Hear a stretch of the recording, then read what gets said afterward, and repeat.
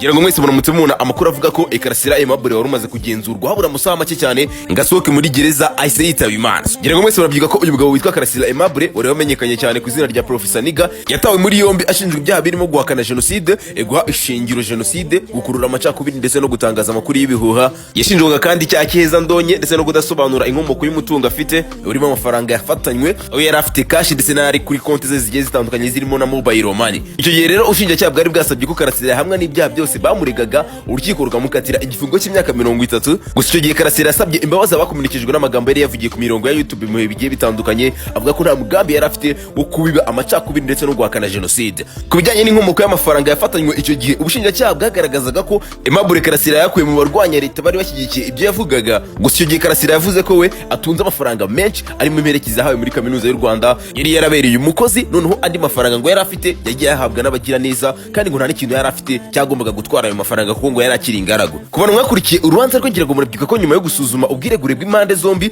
urukiko rwahise rumuhanisha igihano cy'igifungo cy'imyaka 5 ndetse runategeka ko imitungo ye yari yarafatiriwe itirekurwa. Aimable Karasira rero yari yaratawe muri yombi mu kwezi kwa gatanu umwaka wa 2021 akaba yarafungiye mu igororero rya Nyarugenge hariya Mageragere. Ubwo haburaga amasaha make cyane kugira ngo uyu nguyu Aimable Karasira rero afungurwe nibwo hagiye amakuru hanze yuko yitavye Imana. Umuvugizi w'urwego rw'igihugu rushinzwe igorora RCSS yitwa Sengabo Hilary akaba yatangaje ko ku munsi wo kwa gatatu ubwo nejo ubwo Karasira yari amaze kugenzurwa habura amasaha make cyane ngo asohoke muri gereza ubwo yaje rero kunywa imiti yamufashaga ku burwayi bwo mu mutwe yari afite. Gusa iyo miti ayinywa ari myinshi cyane nk'uwiyahura bikaba byaje no kumuviramo urupfu. Umuvugizi wa RCSS rero yatangaje ibingibi yagira ati ubusanzwe iyo yinywaga yasinziraga ikamufasha gusinzira umwanya nk'amasaha 6 ariko kuko yayinyoye nk'uwiyahura yayinyweye myinshi akaba yamuviriyemo urupfu bamugejeje kwa muganga ku bitaro bya Nyarugenge biranga. Ibyo byose byabaye ibisabwa byose kugira ngo afungurwe byarangiye, ariko iyo birangiye habasigaye gusa kwa ubundi ugasohoka nicyo rero cyari gisigaye afata iyo miti none harayigotomera. Rungu rero hategerejwe raporo yo kwa muganga igomba gusobanura imvano y'urupfu rwe, ariko ubusesenguzi bw'ibanze buragaragaza ko uyu nguyu Aimable Karasira yishwe n'imiti myinshi yanyoye. Ngaye nguko njye ndi Mideli w'Abanyarwanda.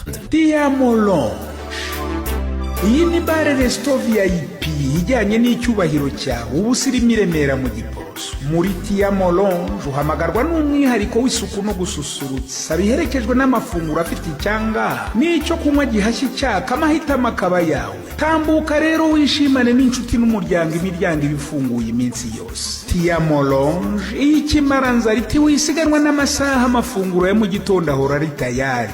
Bife nayo ikaba iteguye guhera saa 5 kugera saa 9 z'umugoroba.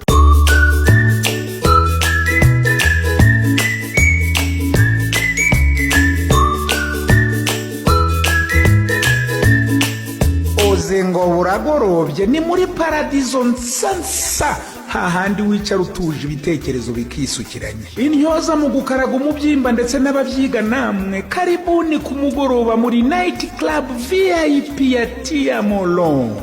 Tuhakubura ukweto turuhura ubwonko nibucya twanzike ku murimo. Abatararonkera muri uru rugo ruhire mwisiganuza ahubwo nimuhagere mwishirira amazeze bitiyise muvunyishe babategurire n'ibinarimba babazanira amafunguro aho mushaka. Tiamo Lounge ni Remera mu Giporoso imbere ya gare neza inyuma ya station Orix. Parikingi yaho nayiragutse ku buryo yakira ibinyabiziga byinshi cyarimwe kandi mu mutekano usesuye. Telefone yo ni 079 61 24 77 cyangwa 0788 30 24 56.